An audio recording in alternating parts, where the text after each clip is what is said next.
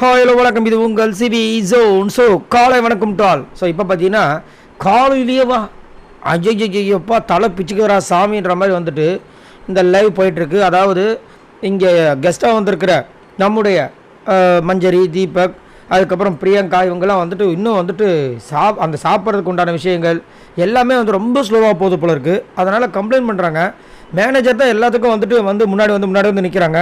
கேட்டால் வந்துட்டு என்ன சொல்கிறாங்க, இல்லை ரூம் சர்வெண்ட் ஒழுங்காக இல்லைன்னா நாங்கள் என்ன பண்ணுறதுன்னு ரூம் சர்வெண்ட் பக்கத்தில் நம்ம பிரவீனை வச்சுக்கிட்டே வேறு கம்ப்ளைண்ட் பண்ணுறாங்க. அதனால் இவங்க டென்ஷன் ஆகிட்டாங்க.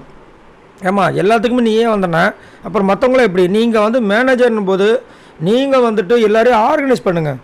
ஆர்கனைஸ் பண்ணுறதை விட்டுட்டு நீங்களே புசுக்குன்னு வந்தீங்கன்னா என்ன பண்ணுறதுன்னா, நான் சொன்னால் கேட்க மாட்டேறாங்க மேடம்.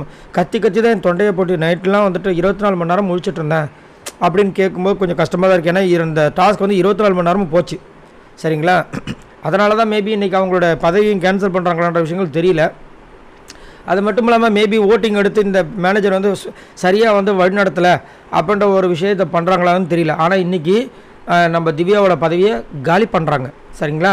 ஏன்னா அவங்களால வந்து ஓரளவு ஒரு கட்டத்துக்கு மேலே, அதாவது அதை வந்து எப்படி எடுத்துருப்போன்னு தெரியல. எல்லாமே கோவத்தாலே வந்து கண்ட்ரோல் பண்ணிடலான்னு நினைக்கிறாங்க. அது கஷ்டம். ஓரளவுக்கு கோவமோ ஓரளவுக்கு ஒரு அரவணைப்போட போனாங்கன்னா கண்டிப்பாக வந்துட்டு கேட்கறதுக்கு வாய்ப்புகள் இருக்குது. பட் அதை பண்ண மாட்டாங்க. அப்படியே அந்த விஜய் பார்வதி பண்ணுவாங்க ஒரு சில விஷயங்கள்லாம் ரொம்ப இரிட்டேட்டாக இருக்கும். அந்த மாதிரி வராங்க இவங்க. ஸோ அதை தவிர்க்கலாம். அது மட்டும் இல்லாமல் செம மொக்க வேறு வாங்கினாங்க. என்னென்னா எங்கள் மேடம் சொல்கிறத கேட்குறாங்க, அசிஸ்டன்ட் மேனேஜரே சொல்கிறத கேட்க மாட்டாங்கன்ட்டாங்க. ஆல்ரெடி இவங்க நேற்றே வந்து ஒரு விஷயத்தை சொல்லியிருப்பாங்க. இந்த பிக் பாஸ் வந்து ஒரு மாதமாக ஓடுறதுக்கு முக்கிய காரணமே ஒரே ஒரு ஆள் தான். Whether it is positive or negative, அவங்க பாசிட்டிவோ நெகட்டிவோ அப்படின்னு விஜய் பார்வதி தான் சொன்னாங்க.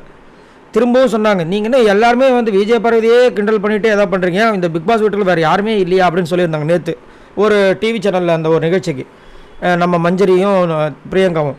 இப்போ பார்த்தீங்கன்னா இதை சொன்னோடனே காண்டாயிடுங்க. பாருங்கள், உங்கள் பிரச்சனை உங்களோடது.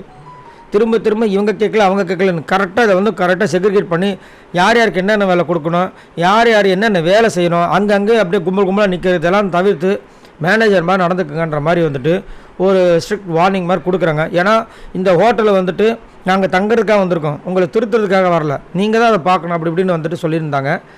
ஓகே, இதுக்கப்புறமா திவ்யா அவங்களோட கேமை கொடுப்பாங்களான்னு பார்க்கலாம். ஏன்னா அவங்க வந்துட்டு ஒரு வலையில் சிக்கிக்கிட்டாங்க, பாவமாக இருக்குது. ஃபஸ்ட் நாள் 2வது நாள் செம்மையாக இருந்தாங்க, 3வது நாள் செம்மையாக சிக்கிட்டாங்க. அந்த வெஞ்சன்ஸ்ன்ற ஒரு வலையில் இருக்காங்க.